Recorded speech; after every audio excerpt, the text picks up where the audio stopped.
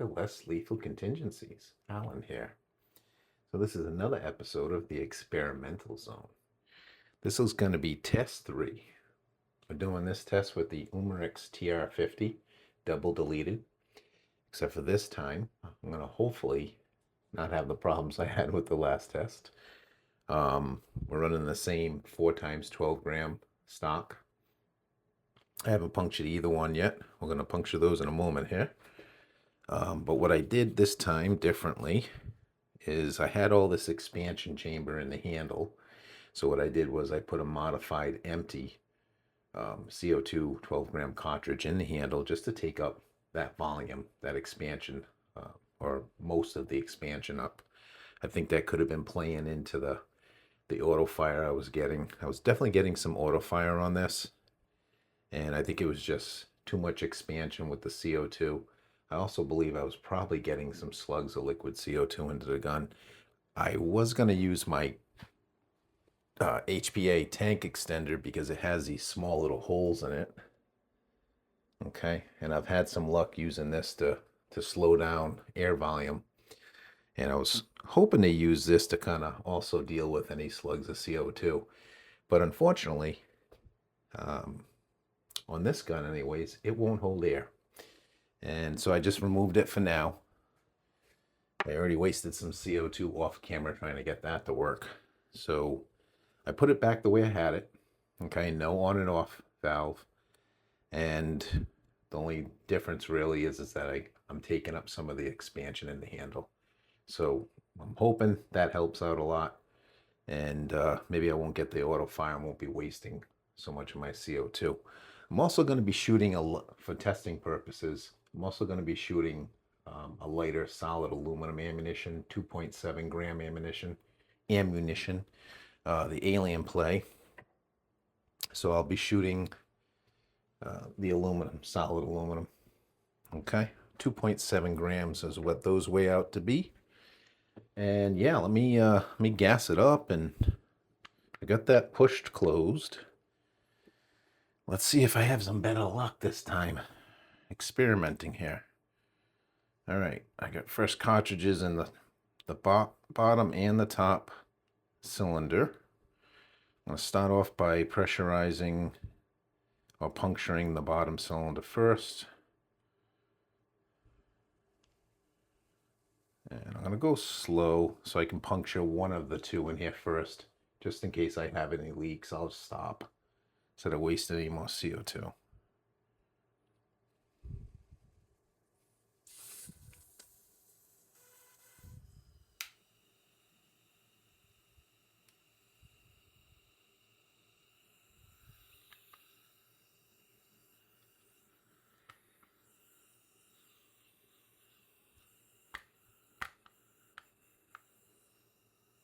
You son of a gun. All right, I can't get that to lock because of the...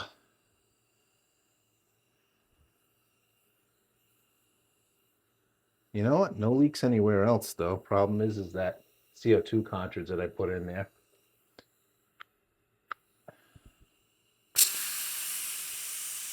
So we're just going to have to release it, but at least I know I don't have leaks anywhere else at this point. So let me... I guess I just have to drop... Maybe I can drop it in the other way around. I put it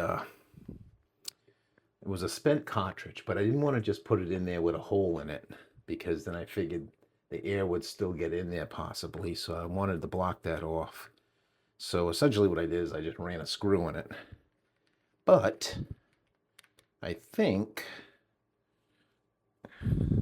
that is keeping me from locking this in fully, which I do believe that's the case. So I can run it the other way. It's not going to come in contact with anything that way. So I think I'll just do that for the time being. I just got to have something in there that's going to take up some of that air volume in that chamber. Now I think I only punctured one of the two bottom ones.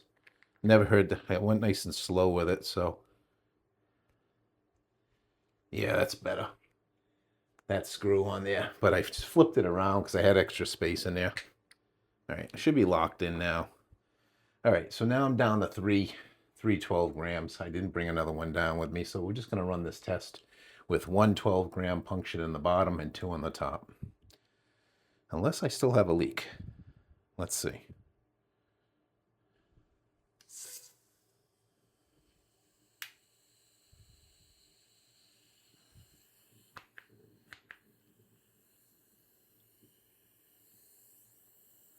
Are you kidding me?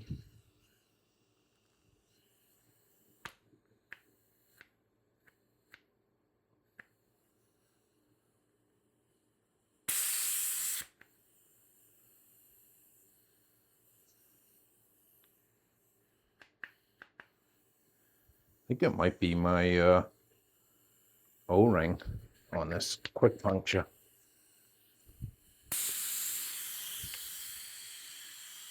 Wow, I have just had one problem after another. All right, this is totally taking the fun right out of this for me. But what are you gonna do? All you can do is suck it up and keep going. All right. All right, I got that cartridge flipped around. I know it ain't coming in contact with it. That's not the issue, I don't believe.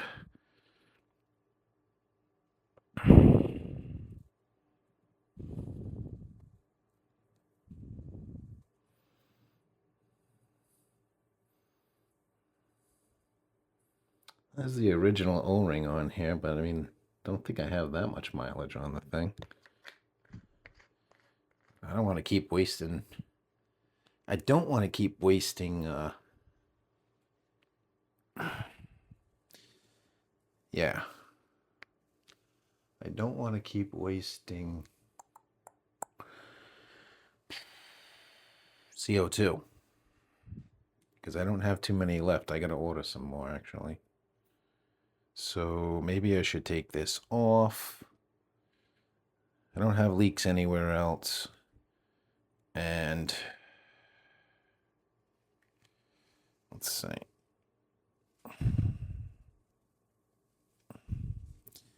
Take the stock off.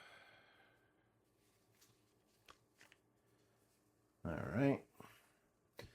Well, those 2 on the bottom are wasted now. And I guess I need to prove this under HPA because HPA is free. I can always pump more until I get this issue resolved down there. Let's try.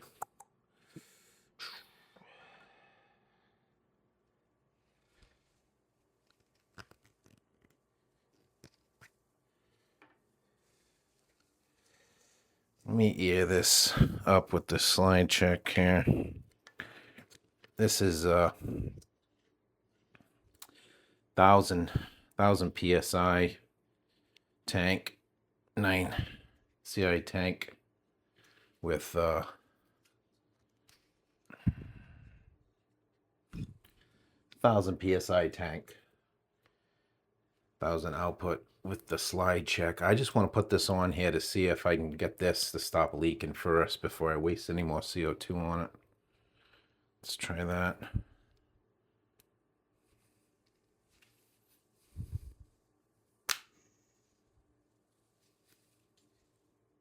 And it's fine now. It's fine now. All right.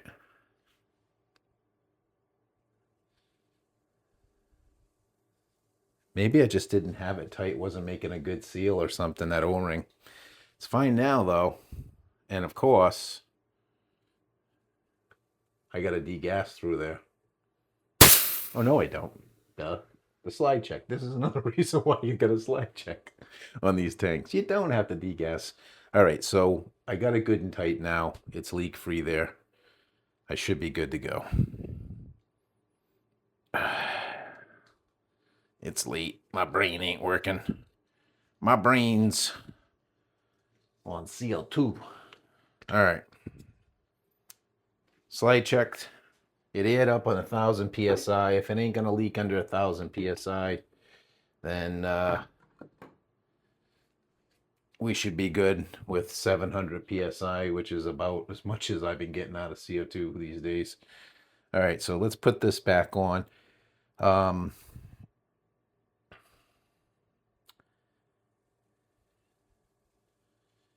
I need to get 2 more CO2s. So I still have some CO2 up there. I am going to cut this and go get 2 more CO2s so that I can at least do this test with 4 12 grams. So I will be right back after these messages. All right, I'm back. Magically, 2 more CO2 12 grams. All right, so we're going to dump these 2 down the bottom here that I wasted because of the leaks I was having with the quick puncture in the handle. And the other leak was, well, the first leak I had was off camera, but when I first added up to see if it was all right with that tank extender, that was leaking like a sieve. So that's some good punctures on it though. Some good puncture. All right. So yeah, that was a good puncture too. All right.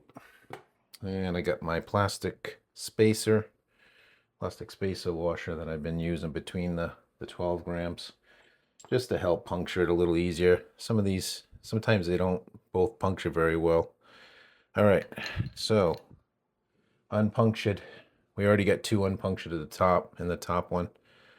So I'm going to replace these, drop the washer in, the spacer, and another unpunctured down here.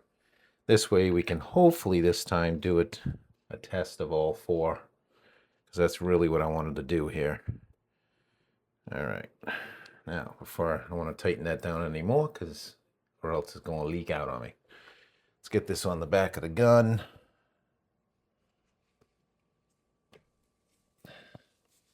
All right, I know I have the puncture cap locked in now. Let's put this on. I didn't have any leaks where this spins on to the ASA, so feel pretty confident that I'm still good to go there. And it is clocked perfectly actually, so that I got the one that I put the stock on is lower. This way it brings my sight of vision of the optics right in line where I want it. Like that. This way I have better, lined up for the optics better that way. All right. So I tested on the HPA. I added up on 1,000 psi through the rear with the HPA bottle to make sure that this was locked closed. No problem. It held air just fine. Held 1,000 psi, so I can't see why it's not going to hold the CO2. My CO2's on average has been producing about 700 psi, maybe 750. It's, down in the basement, so it's like maybe, I don't know. If I had to guess, it's probably like no more than 70 degrees down here, but it's probably less than that, although it is pretty muggy. All right, so let's go ahead and try this again. Going to turn in and puncture the bottom 2. And I am recording, right? Yep. Okay. All right.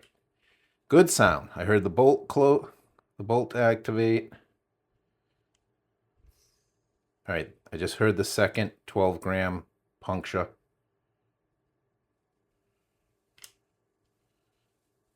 Okay. So that's good. When you're doing the first 2, you can really hear it. You can hear the first one kick off naturally, and the rush of air and the bolt activates. And then as you continue to crank down on this, I could hear the second one, the inboard one, puncture. It's a little quieter, but you could hear it. When I go to puncture the 2 top ones, you can barely hear them kick off, but they do. I mean, we're cranking it down, so they are puncturing. All right, so I know these 2 right here are punctured. The cylinder, you can, it feels cold. I think it feels cold. The top one feels warm. So now I'm going to puncture the top one. Okay, I could hear one puncture. I could hear air release. I'm going to go again.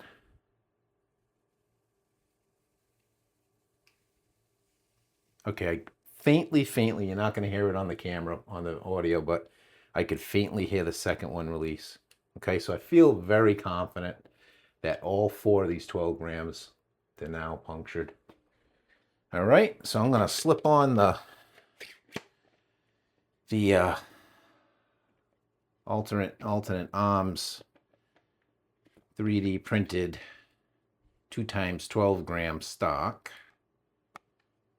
Careful not to over tighten this plastic screw because we don't want to break it. It just needs to keep it from sliding on and off. All right, so we got that. That looks good. Things add up. Everything's quiet. Now I'm going to get the cranny. Let me put this down for a second. It wasn't too bad. I'm not going to bother putting my ear protection on. My ears weren't ringing. I mean, it was borderline. I mean, this gun's definitely loud. It's probably the 3rd loudest marker that I have. And I would say that I would say that, honestly, the Intrabuster Gen 2 is probably the loudest marker. And then after that would be my X68. It's pretty loud too, but it's I don't know. It just doesn't have that crack that the probably because of the shorter barrel maybe on the Intrabuster Gen 2. It's got a crack on it that right away it rings my ears. Right away. The X68 will ring my ears too. This one here, almost. Not quite, but it's probably third behind the X68. The cranny set up for feet per second. I have a splatter target arrangement on some cardboard in front of the target trap, just for something fun to shoot at. So pop some holes, make them yellow. And yeah, hopefully this test works out better. Again, like I was saying earlier, I'm going to be shooting the 2.7 gram solid aluminum Alien Play 50 caliber ammo. And for this test, I figure let me get some of the lighter stuff. These are pretty good. And that's what we'll do. Yeah, we're aired up. Things sounds good still. I'm not hearing anything suspicious. Let's turn the laser on. And we have our first cylinder mag of the 2.7 gram Alien Play.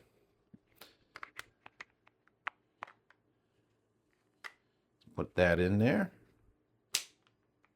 Give it a spin. Check the barrel for floating. Feels good. This is all rotating with the proper drag on it. Yeah, feels pretty good. All right, we are live. I'm just going to call out the feet per second. And hopefully we'll have better luck with test number 3. Again, the problems that I've had have all been marker related with this rig, with this setup. It hasn't been stock related, in my opinion anyways. I think it's all been marker related.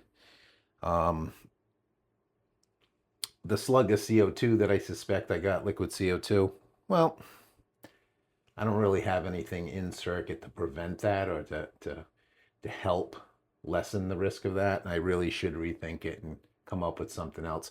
I think that tank extender would have worked had it not leaked, but it's not matching perfectly with this Umarex ASA, so I'll have to think of something else. Hopefully I don't get any more auto fire. I think my chances of auto fire have been corrected quite a bit by reducing the expansion in the handle. I don't have all that big expansion now.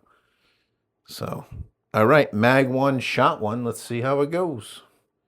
Mag 1, shot 1. 2.7 gram solid aluminum.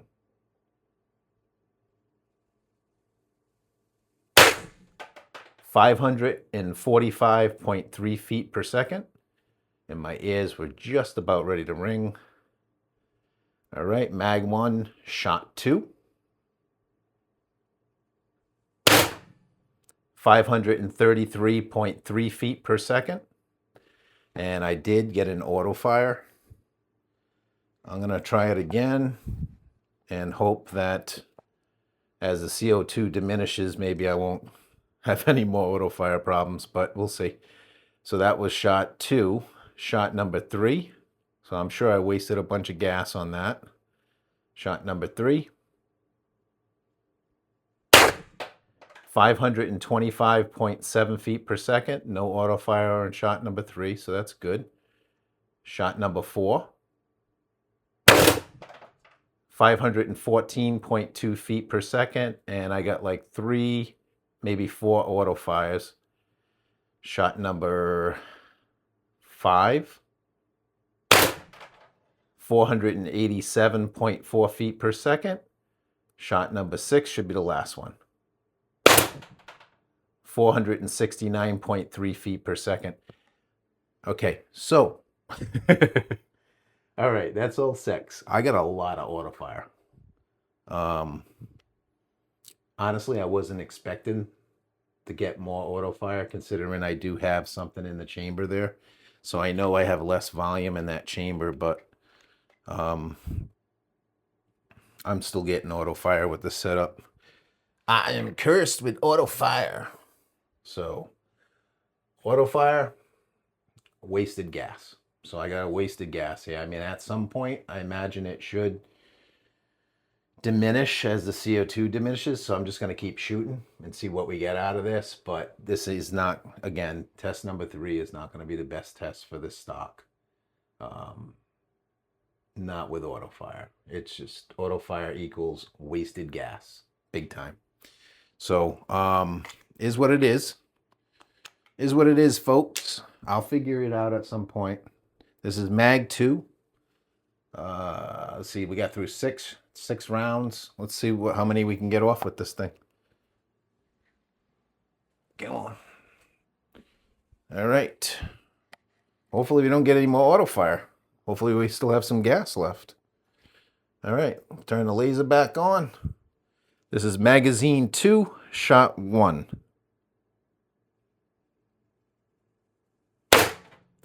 489 feet per second. No auto fire with that shot. Mag 2, shot 2. 461.5, shot 3. 439.3, shot 4. 381.9, shot 5. 277.4, and the last one, shot 6. 197.1. And that's all 6, so that's 12 shots. All that wasted gas from auto fire. Yeah, I'm lucky I even got through two of these magazines, to be honest. Yeah. Do I still have a trigger? I still got a little bit of a trigger, so let's see what happens. But I'm dropping down now around 200 feet per second, so with light ammunition. So that ain't crap. I mean, we're probably like at 9 joules or something right now. So actually, I'm just going to kill this test. There's no sense in continuing to make noise in the house since I think my wife's going to bed. So anyways, we'll have to have some more fun tomorrow with this. All right.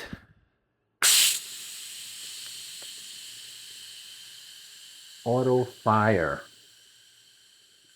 So we're still producing too much volume, even with a cartridge, an empty cartridge in the handle. Matter of fact, it seems like it's gotten worse with that empty cartridge in the handle. Definitely seems like it's gotten worse. I was getting auto fire before on that first test, but it wasn't, I wasn't getting that this much. So, and I wasn't having it on the Intrabuster Gen 2. I had a little bit of a stutter, maybe 1 auto fire, I think, if I remember correctly, but not like this. I think I need to slow down the air volume in here, so I'm going to probably, the best way for me to do that, since that that tank extender worked out really good in the past for me, but since it's not, it's the threads or something, it's not meeting up. I think it's not going on this particular type of ASA. It's very shallow. It's not very deep here. And I think on that type of thread extender, it's got the two O-rings on. It's like double O-ringed, but it's got to get in there further. So I think that's why it was probably leaking on me. It's really not compatible with this type of ASA. So what I'll have to do then on the next test, it's too late now to do it, but on the next test, what I'll have to do is I think I'm going to have to put an on and off back in circuit, because the on and off will provide restriction. Even the one I drilled out the other day, I had it on here. I think I had it on this gun. Yeah. Or I could put a gog. I got a gog that I drilled out a little bit too, so it won't be super, super restrictive, but it should be enough to slow down the air volume. I got too much volume coming in here now, clearly. And it's, again, it's just overcoming the bolt spring, which is, hey, it happens. You just got to work around it. So the work around it's on and off. I really kind of didn't want the on and off in there because, you know, I wanted to get it closer up, you know, but for testing purposes, the hell's the difference anyways, if it's a little bit longer. So that's what I'll do next. Test number 4, I'm going to reintroduce the on and off, or one of my on and off valves, to slow down the air volume coming in, so that the bolt's not going back and forth and auto firing.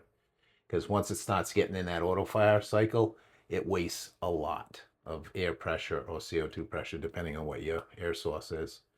So yeah, it's not going to give me an accurate indication of shot count if I got auto fire. So that's it for test number 3. There'll be test number 4 coming up probably sometime this weekend once I figure this out.